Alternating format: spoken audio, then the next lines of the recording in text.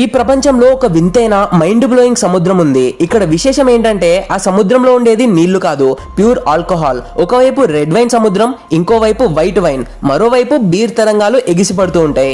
ఆ అలలు వచ్చినప్పుడల్లా గాల్లో వైన్ సువాసనలు గుప్పమంటాయి. ఈ డేంజరస్ ప్లేస్ కి టోరికో తన ఫ్రెండ్ కుమాట్సుతో కలిసి ఒక స్పెషల్ సూజీ వెనిగర్ కోసం మిషన్ పై వస్తాడు.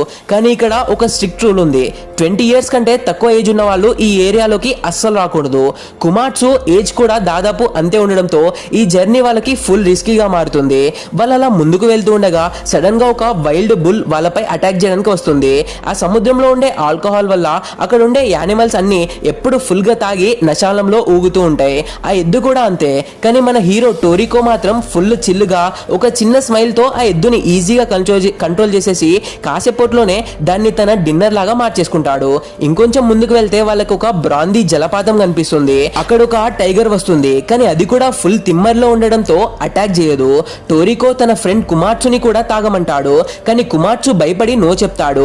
అప్పుడు టోరికో ఒక క్రేజీ గోల్డెన్ కలర్ ఐటమ్ ని చూపిస్తూ ఇది తిన్నారంటే ఎంత ఆల్కహాల్ తాగినా సరే అస్సలు కిక్ ఇవ్వదు, మైండ్ సెట్ అలాగే ఉంటుంది అని ఒక హ్యాక్ చెప్తాడు.